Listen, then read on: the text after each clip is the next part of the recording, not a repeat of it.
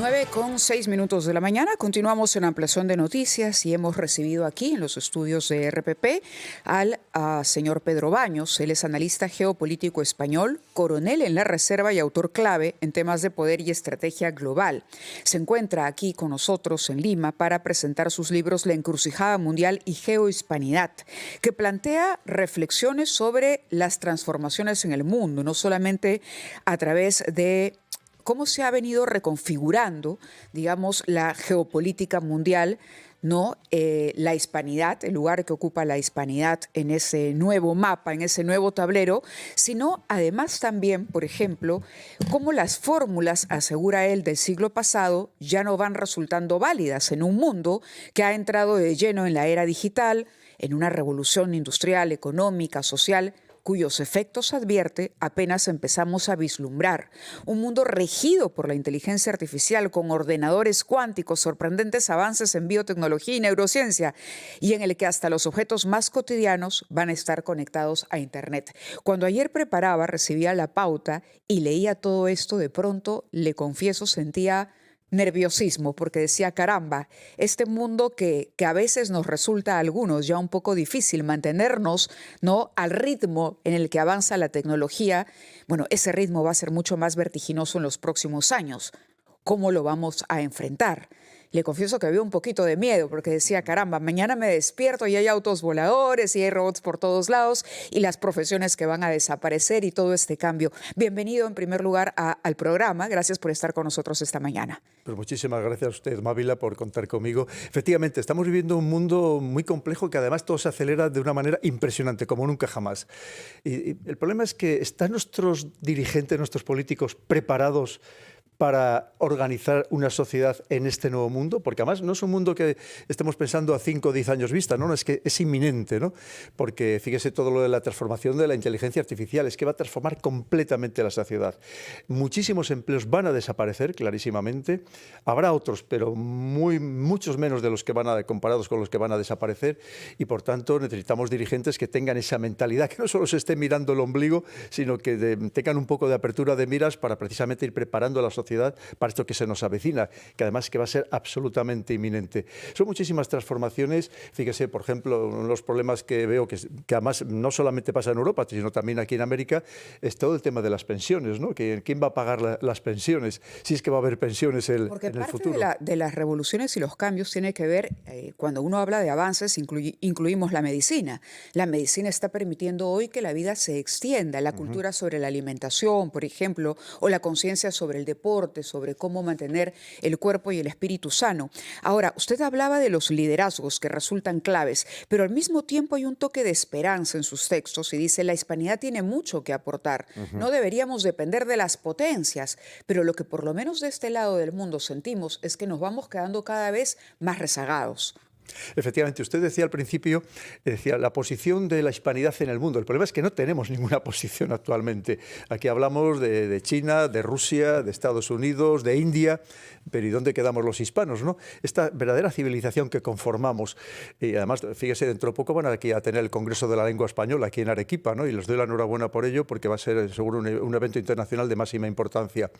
Lo primero es que debemos concienciarnos de quién somos y lo que significamos, ¿no? Y el poder, el potencial que realmente tenemos y que a lo mejor no somos conscientes de ello. Fíjese solamente en recursos naturales. La prueba está que aquí se están peleando ya dos grandes potencias en América, Estados Unidos y China, que cada uno intenta avanzar, uno que no le quiten lo que consideraba que había sido suyo, que es Estados Unidos, y una China pues que cada vez se está imponiendo más en todos los órdenes, empezando por temas tecnológicos. ¿Qué le voy a contar a usted de los vehículos, no, de los coches, de los carros, como dicen ustedes? Claro que efectivamente vemos que los nuevos prácticamente todos ya empiezan a ser chinos, y eso es algo muy importante, porque si no estamos unidos, no tengamos ninguna duda de que lo que esto desde Norteamérica, desde México hasta Sudamérica en Argentina, se va a convertir en un nuevo escenario de confrontación estas dos grandes potencias, como en cierto modo ya sucedió durante la Guerra Fría, lamentablemente, entre la Unión Soviética y Estados Unidos. Entonces es muy importante que tendamos a esa unidad, pero lo primero tenemos que ser concienciarnos de quién somos y de lo que podríamos llegar a constituir en este nuevo pool geopolítico que verdaderamente se está creando en el mundo. Bueno, yo quisiera comprender un poco más cuál es el poder que usted ve a lo que llama este nuevo pool geopolítico, la hispanidad. Pero además de querer saber más cómo se ubica esta realidad hispánica que usted llama a constituirse y a ser consciente de sí misma en el juego de las potencias mundiales. Además de ese aspecto, hay un problema que siempre se plantea cuando se acentúa tanto la hispanidad como factor unitario. Aparecen que hay elementos que forman nuestro mundo que no son de origen hispánico, que son los pueblos originarios, con sus lenguas que existen acá y las múltiples comunidades de otro tipo que existen en América Latina. Hemos tenido un presidente de la República de origen japonés, como usted sabe. Tenemos una comunidad afroperuana que es muy importante y tenemos una comunidad judía en América Latina importante. Argentina es uno de los países que más grande comunidad judía tiene, a diferencia de España, en donde es muy reducida. Y por esa razón quizás se le ha reprochado a usted tener actitudes antisemitas. Y han habido publicaciones en Inglaterra. Por tanto, insistir en que ha habido una leyenda negra promovida por Inglaterra contra España y criticar a la familia Rothschild, como usted ha hecho en algunos de sus libros precedentes, se ha llegado a la conclusión en algunos ambientes que usted defiende una postura antisemita, que es algo que nos horrorizaría si fuera verdad. Por eso quisiera saber cómo ha respondido usted a los críticos que le han reprochado eso. Bueno, usted ya sabe que ahora se hable de lo que se hable, siempre hay alguien que te va a poner algún San Benito, ¿no? Bueno, pero en este caso hay un libro... En este caso es absolutamente falso. Y además, mire, ya que me da la oportunidad, sí, se lo digo con rotundidad, absolutamente falso. Es más, incluso el libro fue juzgado, por así decirlo, por algunos de los principales rabinos y se demostró que no era en nada en absoluto. Fue simplemente porque, fíjese usted, que en la portada, en la que yo no tuve absolutamente nada que ver, aparecía un pulpo. Sí. Entonces, a partir de ahí... Una iconografía. Claro, efectivamente. Lo que pasa es que yo he trabajado en el mundo de la inteligencia. Esto fue una operación muy brillante de inteligencia que salía larguísimo de explicar, que no tiene nada que ver absolutamente con el tema antisemita. Además, fíjese, tanto es así que yo, probablemente usted ignora que yo estuve estudiando en un kibutz en Israel. O sea, por eso le quiero decir que es una falacia total y absoluta. Pero no es solamente por esa carátula con los tentáculos que están asociados. Hay una cita suya de Goebbels y al mismo tiempo lo que llamó la atención es que la versión inglesa de uno de sus libros expurgó pasajes que una mentalidad mucho más crítica. Y yo no tengo ninguna responsabilidad al respecto. ¿Pero por qué sucede eso? Que su libro se publica con algunas afirmaciones en español y se eliminan algunos pasajes cuestionables en inglés. Pero sabe que eso, los autores no tenemos nada que ver. En cada país, una vez que se traduce, cada país lo transforma un poco el libro, digamos que lo adapta a las particularidades. Ningún editor en absoluto. puede desfigurar su libro. Pues ya le digo yo a usted que yo no tuve absolutamente nada que ver, ninguna participación. Esto es un tema mucho más complejo que no tiene nada que ver con eso, que además en ningún momento yo me he manifestado de esa forma, jamás. Y además ya le digo, le agradezco que usted saque ese tema, porque es una manera de desmontar todas esas falacias.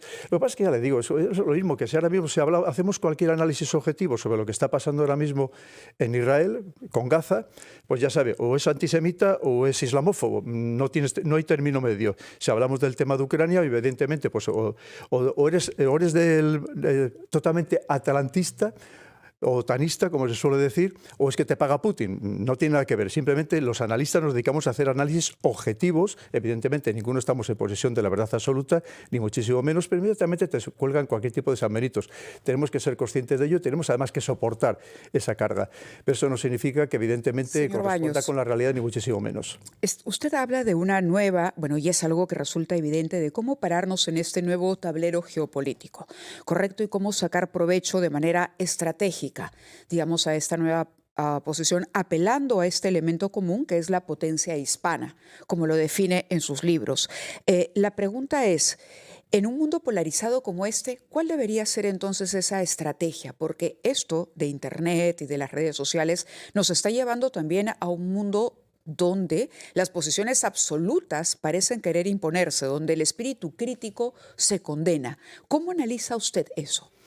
Sí, efectivamente. El problema es que cuando no interesa cualquier narrativa, inmediatamente se la juzga, ya sabe, pues de contenido inapropiado, de desinformación, de delitos de odio, que ahora están esas palabras que están muy de moda, que simplemente son cajones de desastre para censurar aquellas opiniones o aquellos discursos, aquellas narrativas que no interesa a los poderes, sean los poderes políticos o políticos económicos. Pero odiar es un delito, es lo primero que tendríamos que pensar. Estamos hablando de un sentimiento. A terminar con una comunidad étnica, cuando digo que los gitanos, que los judíos, que los musulmanes, etcétera, estoy incitando a un delito. Claro, pero ahí tendríamos que distinguir lo que es el odio como algo, una emoción personal, y otra cosa es la actitud que tú transmites a través de ese odio. Es decir, le estaremos hablando de la teoría y de la práctica.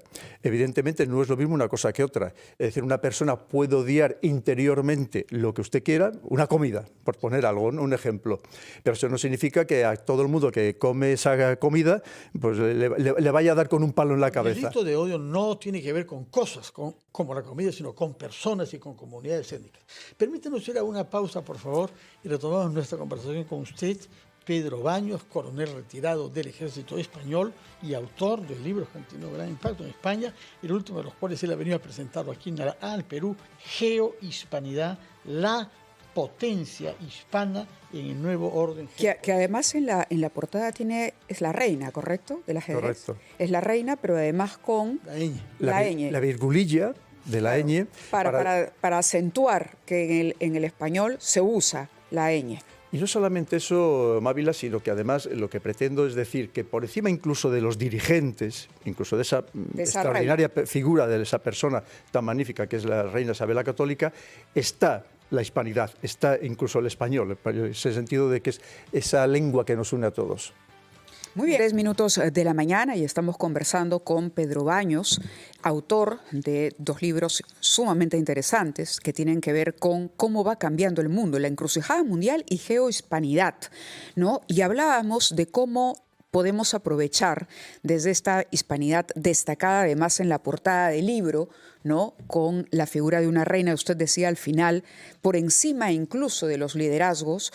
¿Cómo se puede una comunidad hispana adaptar o anticipar o acomodar por lo pronto a un mundo nuevo, a un mundo distinto y cada vez al margen de lo que hagan o no los líderes? Porque ha quedado en evidencia que no están precisamente preparados para acompañarnos en el proceso. Así que habrá que empezar a imaginar a comunidades autodidactas.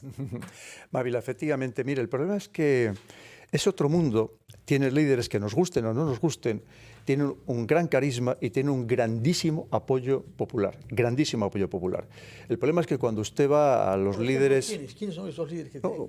Pero desde Xi Jinping o Vladimir Putin. La realidad es que tienen una popularidad superior al 80%, en el caso de Xi Jinping superior incluso al 90%. Claro, decimos, hombre, hay 150 millones de opositores chinos, sí, claro, es que son 1.500 millones de personas, con que hay un 10%, pues ya son 150 millones. Pero lo cierto es que tienen una gran popularidad y una gran aceptación. Cuando ahora mismo va usted y habla, por ejemplo, de los líderes europeos, tenemos un señor Macron que en la última encuesta le da un 16% de popularidad. Es decir, el señor Merz roza el 20%. Es decir, ¿qué líderes tenemos? Hay líderes verdaderamente carismáticos, líderes a los que nos apetezca seguir, que es lo que significa el líder. Piensen ustedes ahora mismo en el caso que tenemos incluso en la propia América, ¿no? Es decir, el problema es que nos estamos enfrentando a otro mundo y lo primero que tenemos que tener es políticos carismáticos, capacitados, personas verdaderamente cultas, personas que sepan enganchar al pueblo en realidad para que le sigan, y eso carecemos de ellos. Y si empezamos con ese problema, ya a partir de ahí lo tenemos muy complicado. Pero claro, usted también decía antes que el mundo hispano en el nuevo mundo, es que no está. Es que no cuentan con nosotros y en cierto modo nos estamos convirtiendo, y sobre todo ustedes que son inmensamente ricos en recursos naturales, nos estamos convirtiendo en el nuevo almacén para ser depredados por unos y por otros. Fíjese, estamos hablando aquí de plata, de oro, de cobre, de algo tan suave, la industria tecnológica, de litio, incluso todo lo que está descubriendo que no se conocía en países como puede ser en México, como puede ser en Colombia. Estamos hablando de tierras raras, estamos hablando incluso de allí también están con litio, incluso tierras silicias que son fundamentales para fabricar las tabletas de silicio para luego producir precisamente los microchips. Y ustedes son inmensamente ricos en todo, en madera, en todo, en cualquier recurso natural. Entonces se van a convertir en el gran almacén para ser utilizados por parte de unos y de otros, salvo que estemos unidos de alguna forma precisamente. Y lo primero es estar unidos todo lo que sería lo que ustedes llaman Latinoamérica, y a partir de ahí lo haceríamos con el concepto de esta nueva civilización hispana, en el que incluimos, fíjese, usted decía antes, usted ha mencionado una serie de etnias, incluso de grupos religiosos. Yo le voy a decir algo más. Estamos hablando de que en este mundo hispano hay casi 200 millones de negros, de personas negras. Y además es que esa expresión es que me lo dijo recientemente, hace 2 o 3 días, un guineano de Guinea Ecuatorial, que hablan perfectamente español, exactamente igual que nosotros tres. Colonia española. Y que me dijo, coronel, cuando usted que está hablando ahora por toda América de esta hispanidad, no se olvide que somos 200 millones de negros, también que somos parte de esta hispanidad, porque también está Guinea Ecuatorial e incluso todos los que hablan español en el Sáhara Occidental, ahora, los saharauis. Preguntarle algo para culminar, porque estamos al borde del tiempo. Una de las vulnerabilidades que tiene España es la fragmentación territorial, movimientos separatistas en Cataluña, en el País Vasco, Galicia misma, etcétera. ¿Por qué no se ha podido resolver, al cabo de más de 48 años de democracia, desde la transición, ese tema territorial español, de manera tal que no deba haber un gobierno nacional que depende de grupos nacionalistas separatistas para tener mayoría parlamentaria? En realidad esto viene de muy antiguo. No olvidemos que incluso ya un dictador como fue Primo de Rivera también tenía que negociar con estas nacionalidades separatistas. Pues efectivamente es un problema que tenemos muy grave y que además hay que tener en cuenta que ahora mismo el gobierno español está sustentado precisamente por estos partidos políticos o personas que quieren romper claramente España. Tenemos un problema tremendo y precisamente no es el mejor ejemplo el que está dando España para hablar de unidad de esta hispanidad cuando estamos a punto de rompernos, ¿no?